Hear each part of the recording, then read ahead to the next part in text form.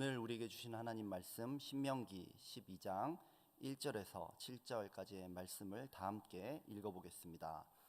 내 조상의 하나님 여호와께서 내게 주셔서 차지하게 하신 땅에서 너희가 평생에 지켜 행할 규례와 법도는 이러하니라. 너희가 쫓아낼 민족들이 그들의 신들을 섬기는 곳은 높은 산이든지 작은 산이든지 푸른 나무 아래에 든지를 막론하고 그 모든 곳을 너희가 마땅히 파멸하며 그 제단을 헐며 주상을 깨뜨리며 아세라 상을 불사르고 또 그 조각한 신상들을 찍어 그 이름을 그곳에서 멸하라.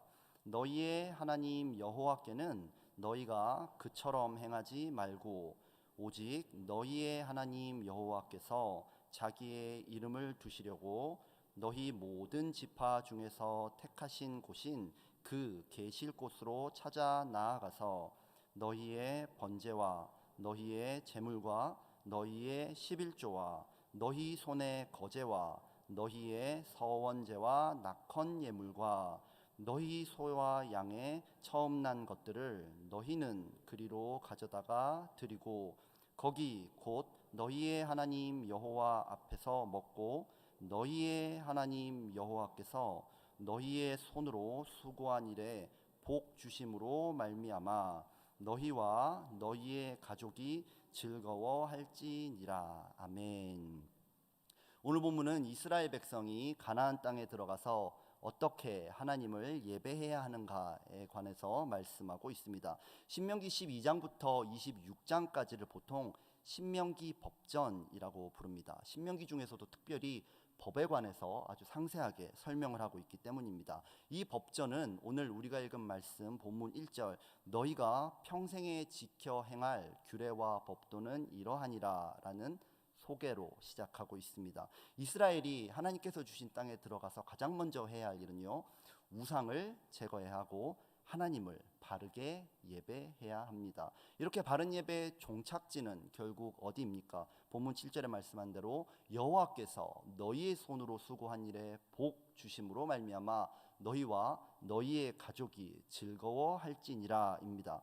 우리가 손으로 수고하고 있는 가정, 직장, 사업, 학업과 이민 생활에 하나님의 복이 넘치길 원하시는 분들은 아멘 하시겠습니다. 아멘. 저는 오늘 이러한 하나님의 복을 간구하는 마음을 담아서 자기의 이름을 두시려고 라는 제목으로 하나님께서 우리에게 주시는 은혜를 나누고자 합니다. 첫째로 저는 하나님께서 멸하라고 말씀하신, 그렇게 명령하신 우상의 이름에 관해서 먼저 살펴보고 싶습니다.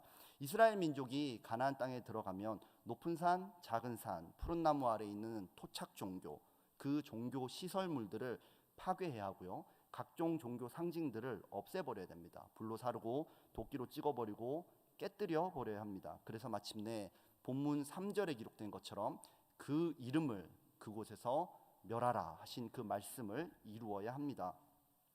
바알과 아세라 등으로 대표되는 그런 가나안 종교는요, 한국의 무속신앙과 상당히 유사합니다. 어떤 정형화된 가르침이나 교리 그런 거 없습니다. 물론 그 종교가 요구하고 있는 윤리 그런 것도 없습니다. 어디든지 제사상 차려놓고 어떤 모양이든지 우상 세워놓으면 종교 생활이 가능합니다. 물론 이제 우상이라는 거는 뭐 말도 못하고 움직이지도 못하는 거기 때문에 세우는 사람이 자기 뜻대로 좌지우지 할 수 있지요. 신의 명령이라면서 제사 드리겠지만 사실은 사람이 고안해낸 종교 방식이고요, 신의 뜻이라고 말하겠지만 사실은 인간의 뜻입니다. 그런 점에서 가나안의 우상 숭배는 철저한 인간 숭배, 그 중에서도 자기 숭배라고 할 수 있겠습니다.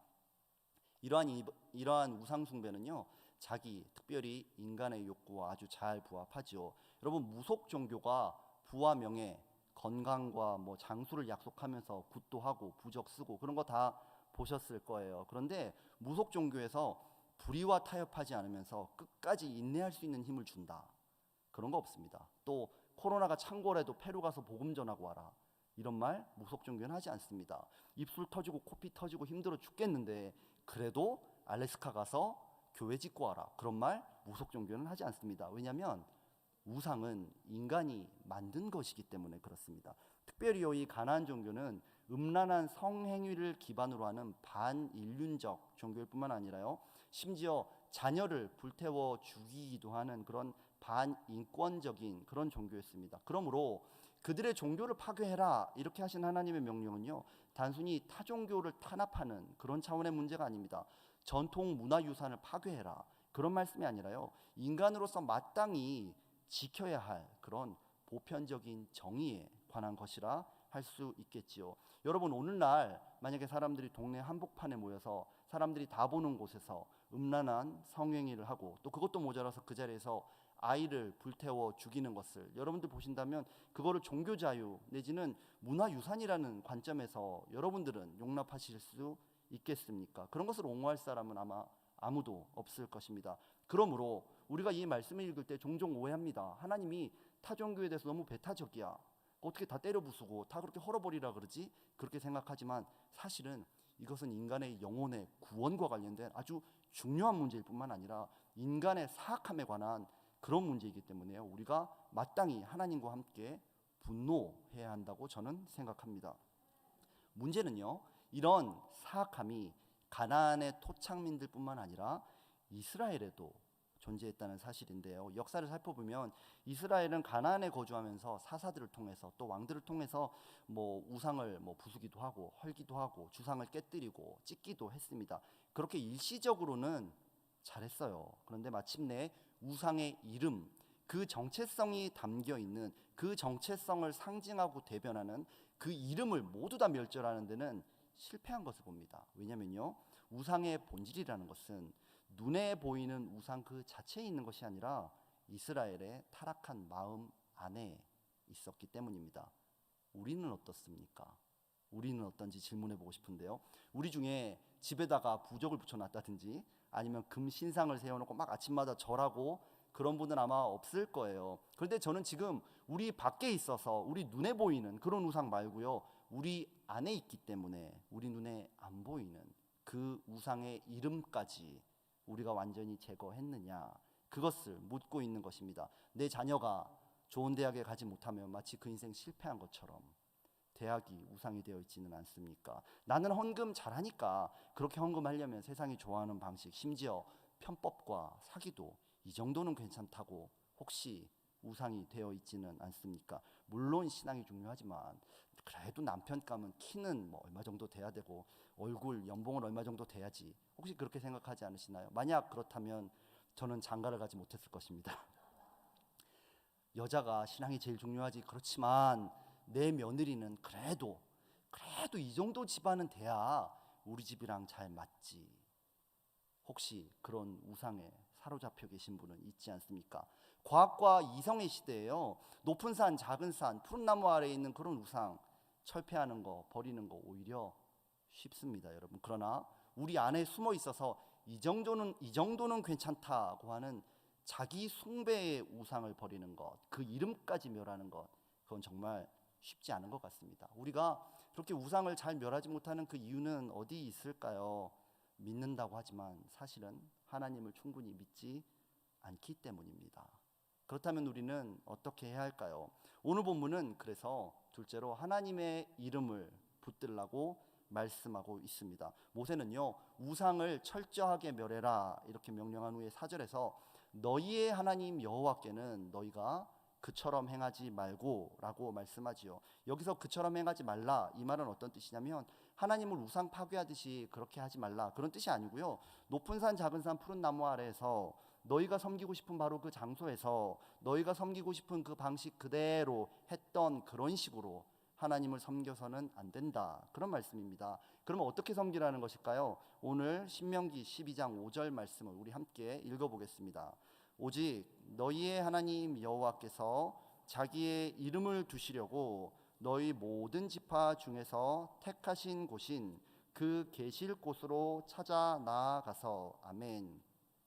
하나님께서 자기 이름을 두시고 자기 이름을 걸고 지정해 놓으신 바로 그곳에 가서 예배하라고 합니다. 이게 가나안 종교와의 아주 극명한 차이점인데요, 우리가 본 것처럼 집 앞에든지 동네 입구든지 자기가 원하는 곳에 우상을 세워놓으면 종교 생활이 가능한 것이 바로 가나안 종교입니다. 그런데 하나님은 자신이 지정하는 특별한 한 장소로 오라고 말씀하고 있는 거예요. 그 넓은 이스라엘 땅에 여러 군데도 아니고요, 딱 한 군데입니다. 딱 한 군데, 바로 거기에 하나님께서 계시겠다고 말씀하고 계십니다. 이스라엘 역사를 보면요, 하나님의 말씀을 상징하는 법궤가 있었던 곳이 바로 그 한 장소인데요, 뭐 시대 상황에 따라서 세겜에 있을 때도 있었고 실로, 예루살렘에 있었을 때도 있었습니다. 그런데 법궤 자체는 한 개잖아요. 한 개이기 때문에 어떤 시대든지 꼭 한 장소에만 법궤가 있을 수 있었습니다. 간절한 기도 제목이 있으면 요 앞에 길 건너편 바알의 우상의 제단에 가서 절하고 오면 참 편할 것 같은데, 하나님을 찾아가려면 굳이 법궤가 어디 있는지 확인해가지고 3, 4일 동안 사업은 접고 학교는 또 결석하고 또 휴직하고 그러면서 하나님이 선택한 곳까지 가야 한다는 겁니다. 장소만 까다롭습니까? 그렇지 않습니다. 방식도 까다롭습니다. 우리 신명기 12장 6절 말씀을 함께 읽어보겠습니다. 너희의 번제와 너희의 제물과 너희의 11조와 너희 손의 거제와 너희의 서원제와 낙헌 예물과 너희 소와 양의 처음 난 것들을 너희는 그리로 가져다가 드리고, 11조를 계산해야 되고요, 제물을 고르고 골라서 그곳까지 안전하게 데려가야 되고요, 약속할 거 있으면 서원제 챙겨야 됩니다. 제사장의 몫이 될 거제도 챙겨야 되고요, 어제 그제 태어난 똑같이 생긴 양 어느 놈이 먼저 태어난 놈인지 확인해 놓고 표시해 놔야 됩니다. 하나님은 예배드리는 우리에게 불편함을 주시려고 작정하신 것 같습니다. 그런데요, 불편해도 그렇게 하라고 말씀하시네요. 그러나 우상과 비교할 때 하나님을 예배하는 이런 불편함이야말로 하나님이 참 신이심을 우리로 확신하게 합니다.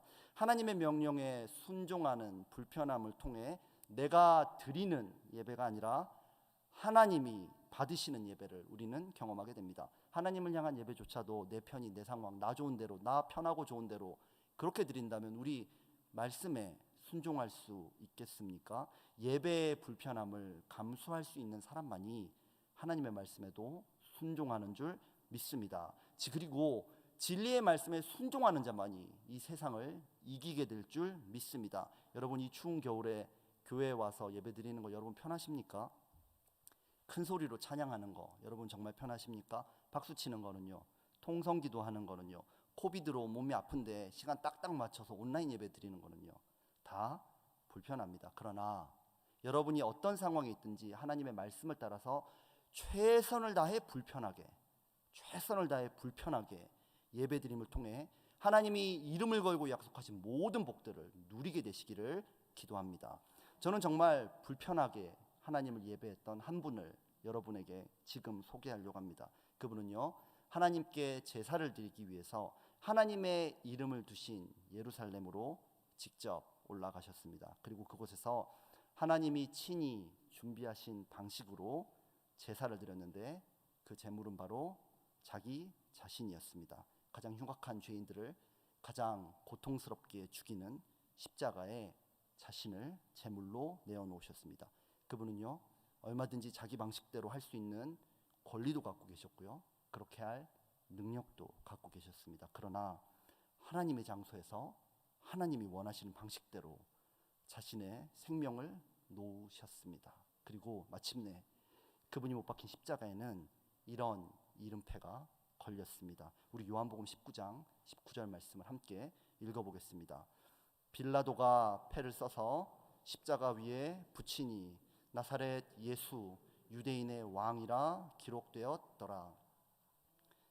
그제야 사람들은 알게 되었습니다. 예수님께서, 하나님께서 자기 이름을 두신 그 장소에서 예수님이 죽으심을 통해 그 이후로부터 그분의 이름이 쓰여져 있는 십자가, 그곳이 있는 모든 곳에서 나사렛 예수 유대인의 왕, 우리의 구원자 예수 그리스도라는 이름을 붙잡고 누구든지 어떤 상황에 있든지 어떤 실패자, 어떤 죄인, 어떤 절망에 있는 자들도 예배할 수 있는 길이 열린 줄 믿습니다.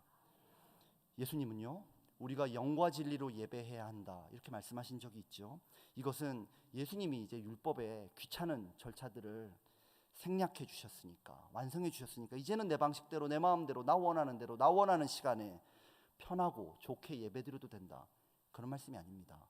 예수님께서 자기 생명을 다해서 이 땅에 온전한 구원을 이루어 주셨기 때문에 이제부터 예배하는 모든 자들은 율법의 제사 형식이 아니라 하나님의 영과 하나님의 진리 안에서 예배드릴 수 있게 됐다는 바로 그 말씀입니다. 이것은 형식에 대한 것이 아니고요, 이것은 예배의 내용에 관한 것입니다. 이 말씀은요, 어떻게 하면 영과 진리를 잘 활용해가지고 나 편하게 조금 더 편리하게 예배드릴 수 있을까, 그게 아니고요, 우리가 어떻게 예수님의 영과 합하여서 예수님의 십자가 진리를 붙잡고 예배할 것인가, 바로 그것에 관한 것입니다. 우리를 위해 생명을 내어주신 그분을 통해 그 십자가에 쓰여져 있는 이름, 나사렛 예수 그리스도 우리의 왕, 그 이름을 통해서 우리는 진정 바르고 합당하게 하나님께 예배드리는 사람이 된 줄로 믿습니다. 오늘 우리는요, 우상의 이름을 진멸하고 하나님의 이름이 있는 곳에서 예배드리라는 하나님의 명령을 살펴보았습니다. 내 안에 우상을 버리는 거 참 쉽지 않아요. 또 하나님의 뜻대로 예배드리는 거, 이 팬데믹 시대에는 또 더욱더 쉽지 않은 것 같습니다. 그러나 방법이 있어요. 신명기 12장 7절 말씀을 우리 함께 읽어보겠습니다. 거기 곧 너희의 하나님 여호와 앞에서 먹고 너희의 하나님 여호와께서 너희의 손으로 수고한 일에 복 주심으로 말미암아 너희와 너희의 가족이 즐거워할지니라. 아멘. 하나님께서 이미 복을 주셨기 때문에 그 복을 누리고 즐거워하시는 여러분 되시기를 부탁드립니다. 내가 지금 숨쉬는 것, 또 내가 지금 하루를 살아갈 수 있는 것, 무엇보다도 예수님의 십자가, 그 십자가에 적힌 그 이름을 붙들고 구원을 약속받고 영과 진리로 예배할 수 있는 사람이 된 것, 그분의 피와 맞바꾼 생명이 지금 나에게 있다는 것, 그걸 믿는다면요, 우리는 어떤 문제, 어떤 고난, 어떤 힘듦, 어떤 것들 앞에서도 참으로 인내하고 기뻐하고 즐거워하며 승리하게 될 줄로 믿습니다. 우리에게 나사렛 예수 그리스도라는 이름을 주신 하나님을 찬양합니다. 우리 다 함께 기도하겠습니다. 주님 감사합니다. 우리가 완전한 승리자 예수 그리스도의 이름을 붙들고 기도하고 예배하고 하나님의 모든 복을, 특별히 구원의 복을, 승리의 복을 누리게 하여 주시니 감사합니다. 오늘도 예수님의 이름 하나면 된다, 예수님은 하실 수 있다, 예수님의 이름은 우리를 구원한다, 문제보다 크신 우리 주 예수의 이름을 붙든다, 이런 다짐을 가지고 날마다의 걸음을 내딛게 하여 주시옵소서. 모든 것에 감사드립니다. 예수님의 이름으로 기도합니다. 아멘.